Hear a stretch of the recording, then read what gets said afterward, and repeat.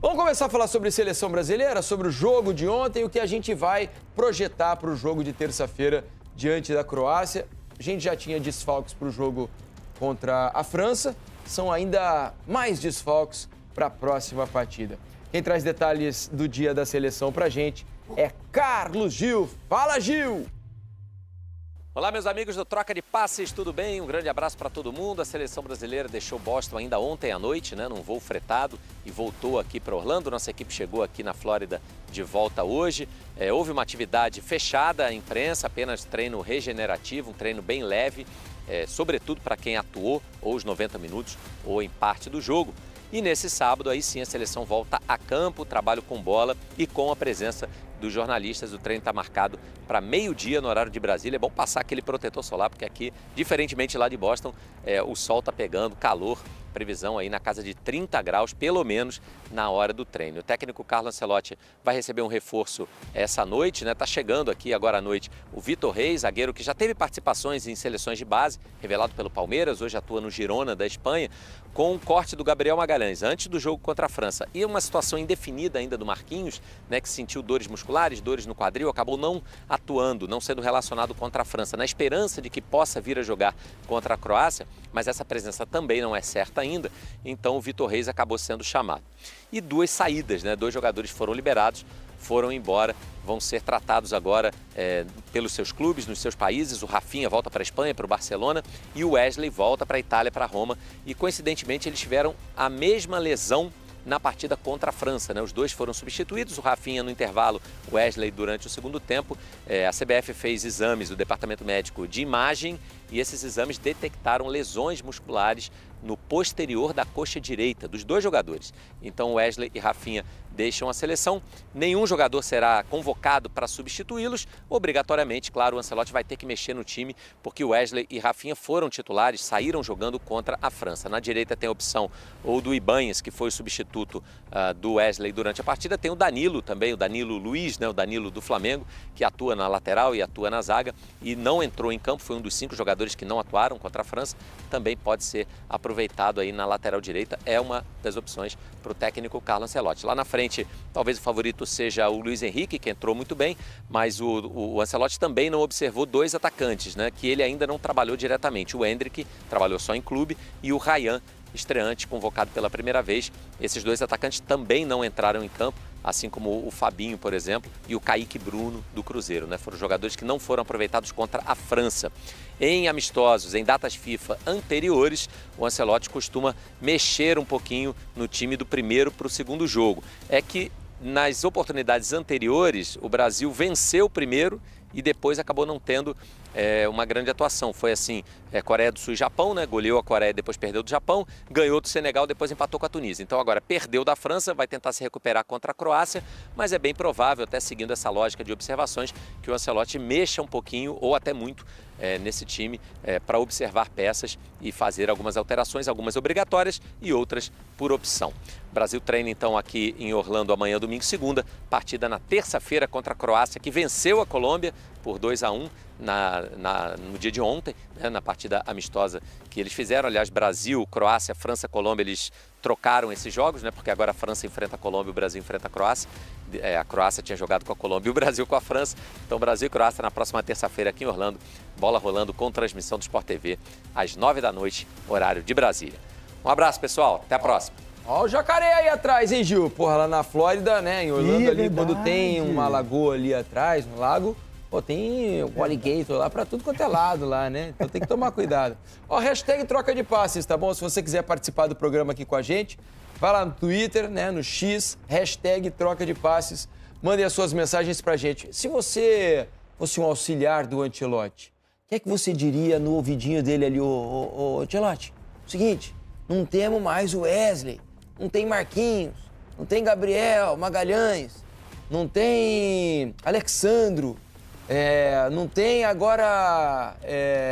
quem mais que não tem das Rafinha. Rafinha, não tem o Wesley. Exato. Quem você colocaria na lateral direita? Quem é que você escalaria na zaga para jogar com o Brenner? Porque o Brenner vai jogar, Isso é praticamente certo. E na frente, no lugar do Rafinha agora, vai ser necessário colocar mais um jogador lá? Você colocaria mais um atacante? Seria o Luiz Henrique? Faria mais alguma troca? Colocaria um meia para tentar preencher o meio-campo? Enfim, fique à vontade para conversar com a gente, tá bom? Hashtag troca de passes. Ô Ramon, começando contigo. Pensando no que a gente tem, né? Único lateral a gente não tem mais. Não tem nenhum, né? Mas quem faz aquela função? Danilo, que tinha pedido para não jogar mais como lateral, né? Ele queria ser visto como zagueiro, foi contratado no Flamengo para ser zagueiro e foi convocado, imagino eu, como zagueiro para a seleção brasileira. E o Ibáñez, que também já jogou nessa posição, mas também imagino que tenha sido convocado para jogar como zagueiro. E tem muito menos experiência do que o Danilo na posição. Você ali na lateral direita, como é que você montaria lateral direita barra zaga, né? Porque também vai ter que colocar alguém para jogar ao lado do Bremer. Como é que você montaria essa seleção? Eu manteria Léo e Bremer. Manteria dupla? Sim, eu manteria dupla, até porque, ok, tem a questão ali da precipitação do passe do Léo, ele poderia ter escolhido uma melhor opção. Na hora do primeiro gol da França do Mbappé, mas ele fez um jogo seguro, na minha opinião. Nada de especial, porém seguro. O Bremer também, né? Acho que o gol dá uma notoriedade, a ele maior pelo gol, mas foi uma dupla ok, assim, nada de ruim dentre esses dois zagueiros. Não sei se o Cabelli acha. Eu acho assim, pegando uma fala do Ancelotti e uma entrevista que ele deu para o nosso ex-colega Galvão Bueno, ele cita o Ibáñez como um possível lateral direito, né? Ele gostaria de vê-lo ali. E contra a França, ele entra exatamente ali no lugar do Wesley. Eu acho que pela que ele vem falando e fazendo, me leva a crer que ele vai colocar o Ibáñez ali com Bremer, Léo. E aí na esquerda, não sei se vai jogar o Douglas, eu acho que deve ser o Douglas Santos, né?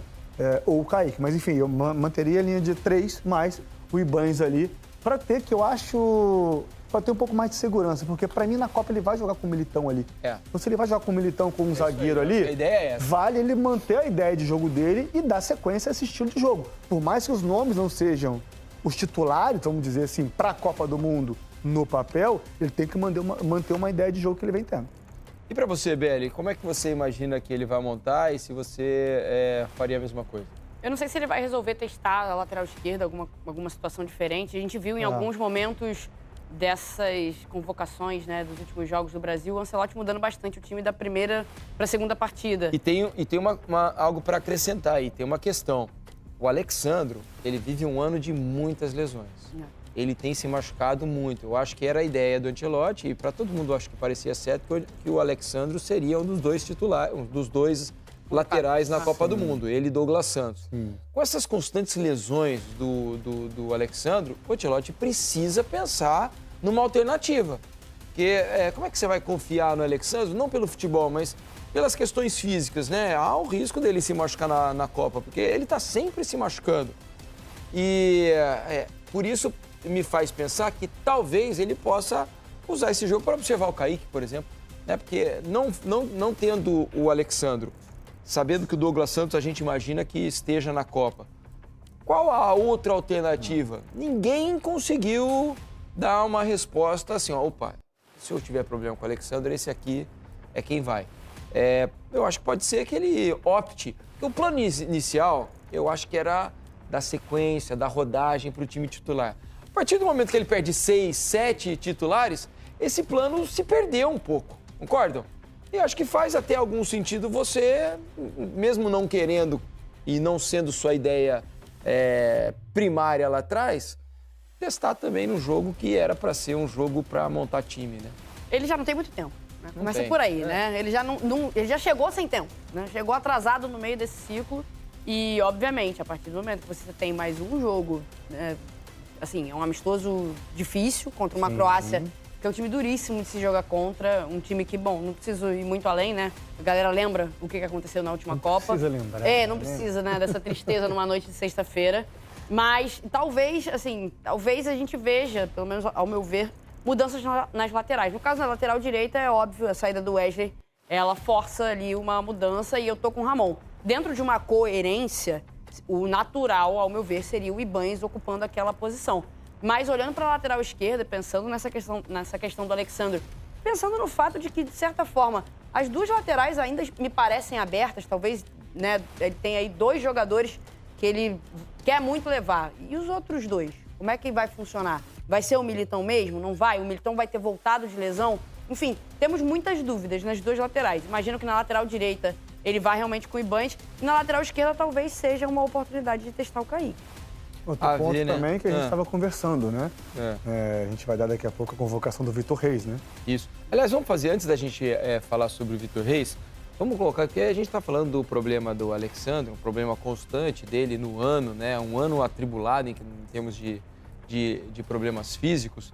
Mas o Ancelotti, no ciclo todo, né, não dá para dizer que é um ciclo, são 9 jogos, mas nesses 9, 10 meses que ele tem como técnico da seleção, ele tem perdido muitos jogadores. Olha só, o Wanderson foi convocado e perdeu a convocação 2 vezes.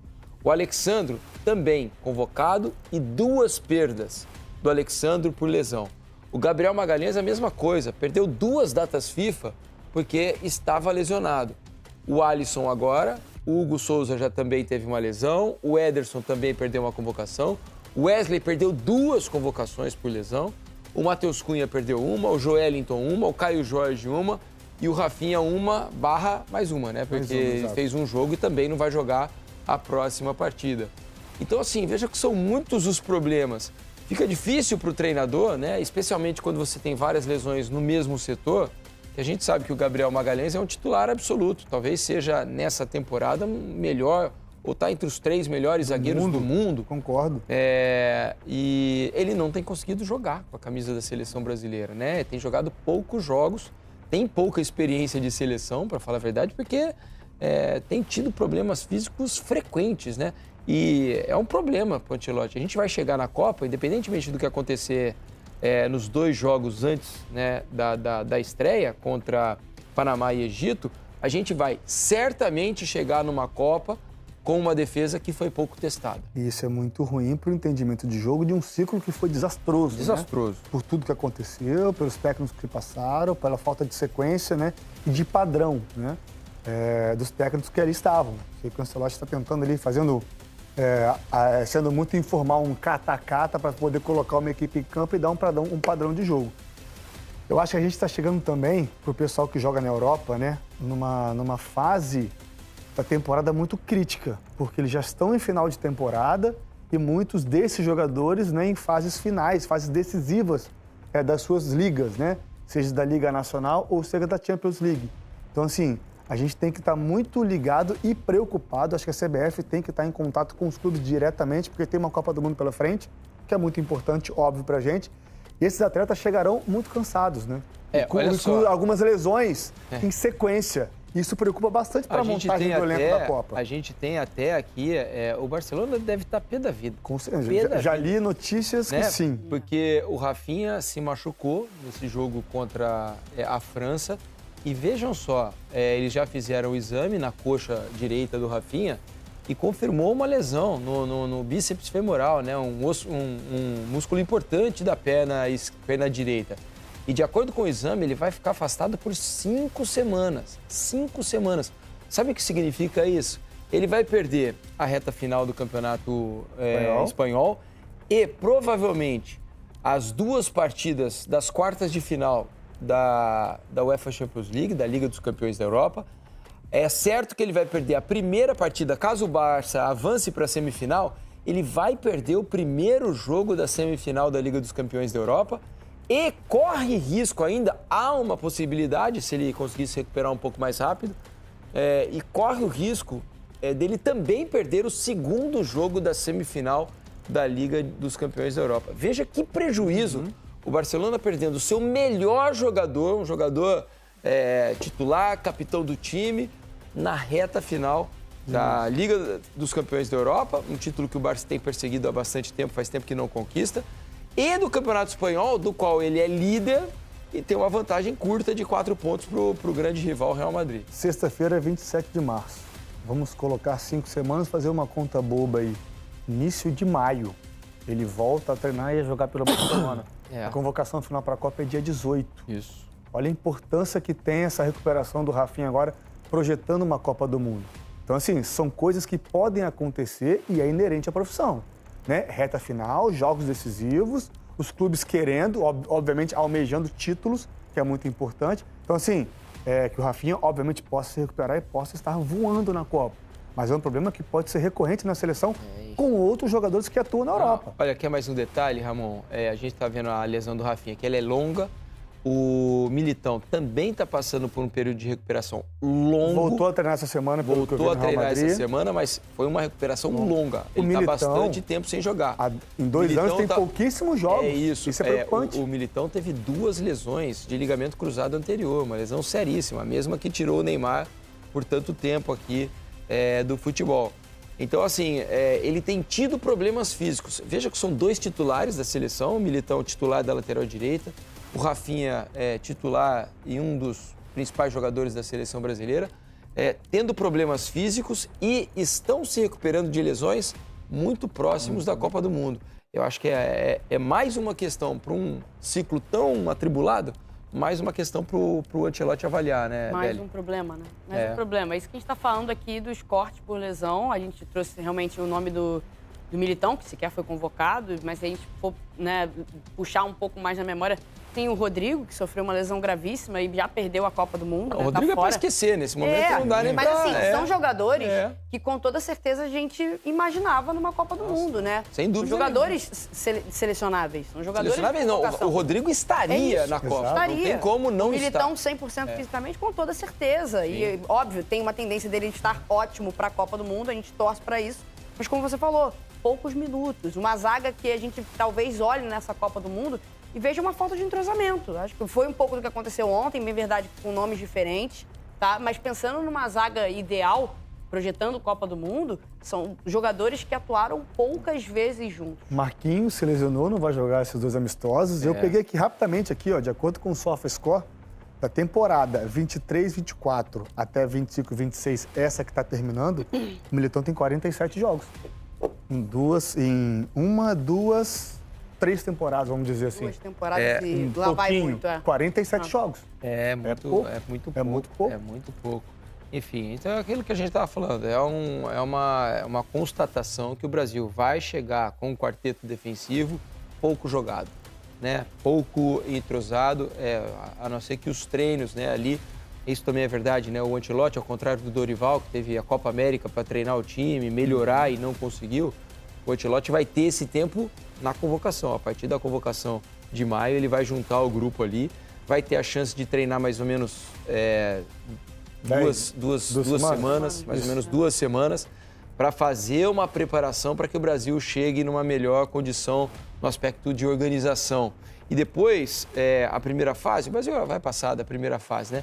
São 3 jogos em que esse tempo vai ser importante. O descanso entre um jogo e outro é de 4 dias. Então, são mais 12 dias, né? Então, se a gente pensar, são 2 semanas 14, mais 12, 26, são 26 dias de treino / jogos que precisam ser muito bem aproveitados pensando no início da Copa do Mundo, que é a partir da segunda fase. Exato. É ali que a onça bebe água, que o bicho pega, né? E usar esse tempo pré-início Copa do Mundo, pré-jogo de Marrocos, né? Tomara que todos estejam lá saudáveis, né? Os 26 convocados estejam saudáveis, para que ele possa recuperar, ao mesmo tempo preparar para essa batida de jogos. A recuperação ela é muito boa, são 4 dias, você consegue de fato recuperar e treinar um pouco esses jogadores. Obviamente, para um jogo ou outro vai ter alguma mudança, então é importante, às vezes até para padrão de jogo, que ele possa querer mudar esses 4 dias, mas é iniciar a Copa do Mundo, e você projetou muito bem, para que a partir da segunda fase, ali, 16 avos, já consiga o Brasil ter um grupo bem fechado, porque daí o bicho pega, né? Que a gente não pode perder um jogador sequer.